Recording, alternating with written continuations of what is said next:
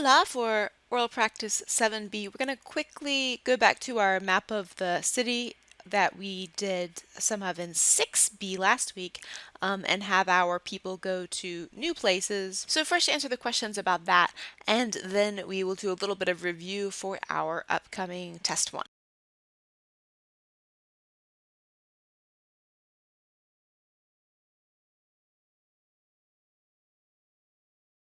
¿A dónde llega Diego ahora?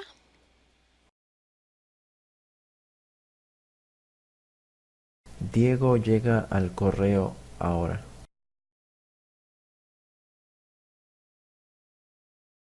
¿A dónde llegan Roberto y Sara?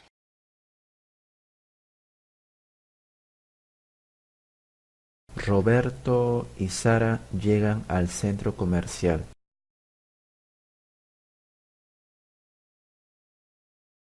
¿A dónde llega María?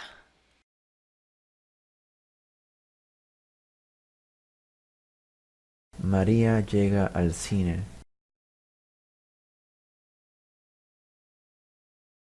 ¿A dónde llega el señor Ortiz?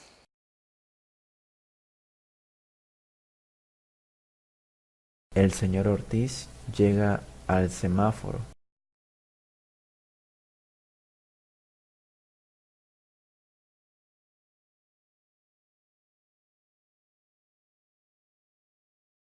¿A dónde llega Diego ahora?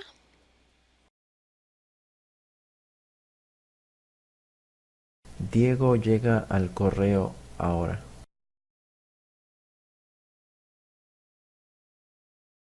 ¿A dónde llegan Roberto y Sara?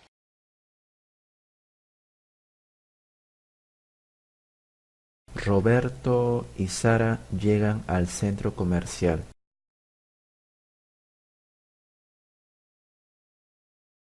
¿A dónde llega María?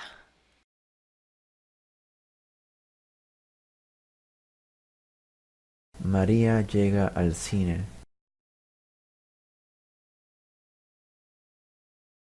¿A dónde llega el señor Ortiz?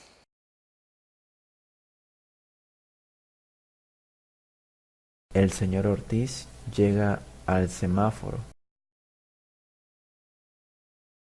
Okay, now we're going to look at a little bit of review for test 1. Um, if you just kind of take a general look ahead at lesson 8, that last page has for us the first two things are vocabulary. So there'll be, a good bit of vocabulary for you to take a look at. And what you can do, I think it would work pretty well for this vocabulary, is you could make little note cards, like a really simple drawing on one side and the vocabulary word on the other, because you'll notice for lesson 8, the vocabulary along with the verbs is musical instruments. And so you could do that, or you could print out this page and use these pictures on one side of your note card as well if you want to have fancy note cards. Or flashcards. So you could do that. And also, we're going to have vocabulary from lessons 3 and 6. And lesson 3 says, not a ton. Here we go. Lesson 3. That was lesson 4. You see here we have some different foods, and those would be great to do with flashcards as well, with just a picture on one side, word on the other. And then we've got some those really helpful verbs that we learned in lesson 3. And for lesson 6, is this lesson 6? Yes. Let me scooch up here. Lesson 6. The main reason I wanted to include lesson 6 was because we have these good words to talk about the past that are really useful when we're using the past preterite. So make sure to remember those. And we just have some places in the city there, right? So that would be our vocabulary. And also, when you think about the vocabulary for the musical instruments that we're going to learn next week, let me get back there. Oops, here it is. Yeah. Um, this is not instrument recognition class. I'm not going to have like a picture of a clarinet and a flute and try to, you've got to decide which one it is or something like that. But you should be able to know um, pretty well how to spell and how to say those vocabulary words. Okay, so the next thing on our list is from lesson 2, just that word al, which we've learned last year as the combination of a and el to the, but it has a secondary meaning. It can mean upon with an infinitive, right? So yeah, so you just need to remember, okay, I can use al and then like you got upon arriving. But of course that can't be your whole sentence. You've got to have more to your sentence. So that was that. And now we have can use direct and indirect pronouns correctly in a sentence with conjugated or infinitive verbs, lesson 3, 4, and 5. So in lesson 4, we had this, there's lesson 3 where we learned about the direct object pronouns. Lesson 4, we learned, here we've got the two lists together. And so you need to be able to know the right words to use for those object pronouns and also where to put them in the sentence, right? They go before conjugated verbs. Unless, of course, it's with an infinitive. And then we learned in lesson 5 that they hook on to the end of the infinitive verb. So they will go before if it's not an infinitive verb. If it is an infinitive verb, they go after. Um, and they hook on to the end.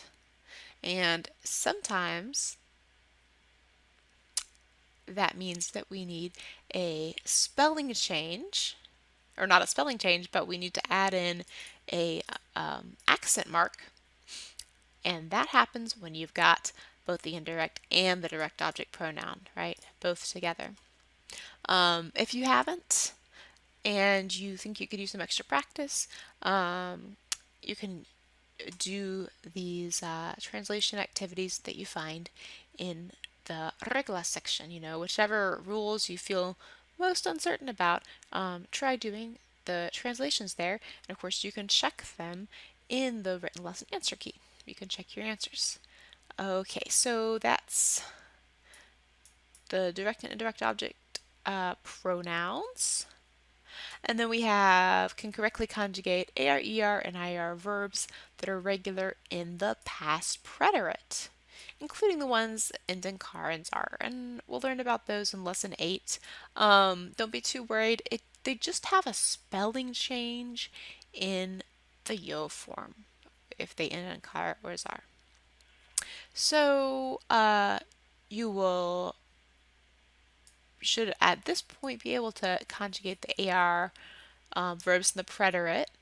And if you're still sketchy on that, just take a look back. Is this lesson 6? Yes. At lesson 6, these are the endings. It's not any trickier than what we learned for the present tense. You just take off that AR and you add on your new ending there. And then for the ER and IR verbs,